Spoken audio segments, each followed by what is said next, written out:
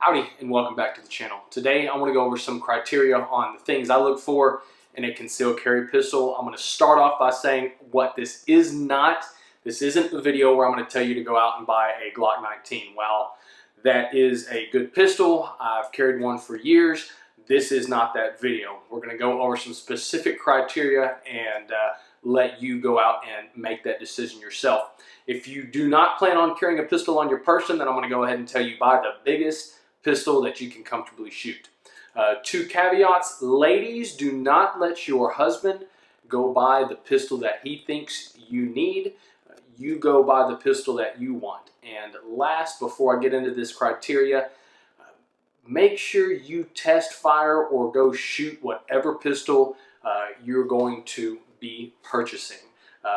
Doing so would mean going to the gun store and just putting your hand on the gun without actually shooting it is equivalent to buying a car just by sitting in the front seat and not test driving. So make sure you know how that gun shoots, because how it feels and how it shoots might be two separate things. First and foremost, that gun needs to be reliable. You are purchasing a tool that you are going to stake your life on if the time ever comes. God forbid it does. But you need to make sure that that gun will go bang every time you pull that trigger. As long as you stick with some of the most well-respected brands out there, people like Smith & Wesson, Sig Sauer, Beretta, Glock, Walther, I know I'm leaving some out, FN. As long as you stick with a reputable brand that is respected, you will be fine. But first and foremost, it has to go bang every time you pull the trigger. Reliability is number one. Now let's talk about capacity.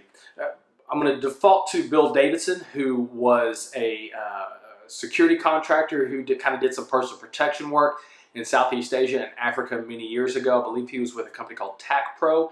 He's got a requirement that a fighting pistol needs at least 10 rounds. I would agree with that. I would say is the biggest gun that you can carry, get that gun. Mo gun, mo better, as Scott Jedlinski would say. We are seeing more and more now multiple threats per attack, and it's going to take multiple rounds per threat to end that fight. So a minimum of 10 rounds is a good option. I know Glock just recently came out with some of their 43X and their 48s. Sig Sauer has their 365. So there are a bunch of good options out there that will allow you to carry a good fighting pistol that is easily concealable, that carries at least 10 rounds. Tom Gibbons of Rangemaster also has tracked his students that have been in gunfights. I think he's had 65 students, 65 or 64. The only students that have lost those gunfights are those that did not bring a gun to that fight. But nonetheless, he has documented that he's had some students fire 8, 11, and 12 rounds. So you think those 2-shot Derringers and those 5- and 6-shot wheel guns are going to be enough?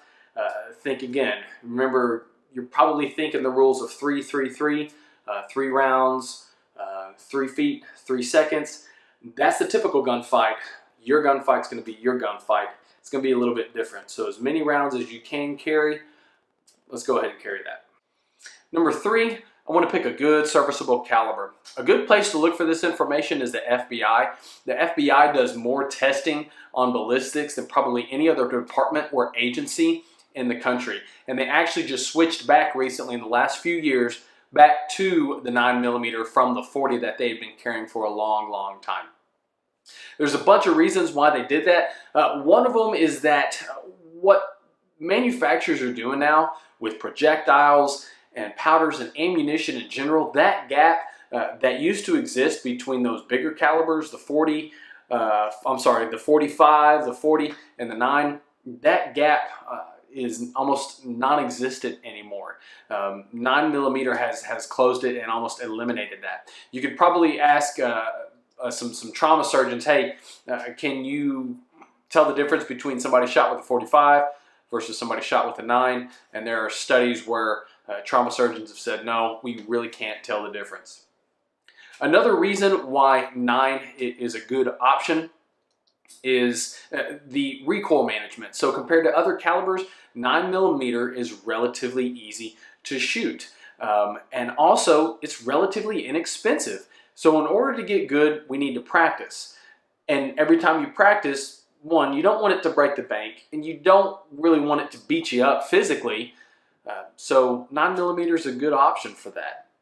And it's also available in almost any outdoor store, Walmart, Academy, whatnot.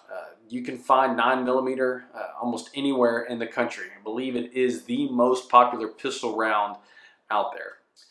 And last, number 4, I don't want any external buttons or switches or anything like that on my concealed carry or fighting pistol. I want to be able to get a good firm firing grip on that gun and press that trigger and have it go bang. I'm not a fan of manual safeties. I'm not a fan of the grip safeties like you see on the XDs and the 1911s. Go talk to old 1911 shooters. They used to pin those grip safeties. And even John Moses Browning originally designed that pistol to not have a grip safety with it. So I don't like any external switches, buttons, levers, anything like that. I want to be able to pick that gun up from a holster or wherever and go to work. Modern striker fired pistols, there's internal safeties built into that gun. Modern firearms will not fire until you pull that trigger. So I appreciate y'all for watching. I want to end with this. Remember that while a smaller gun might be easier to conceal, it's not as easy to shoot as some of the larger guns. So remember that. Make sure to go test drive that gun that you plan on buying, because the last thing I want you to do is end up with a $500 paperweight for something that you thought was a good purchase and wasn't.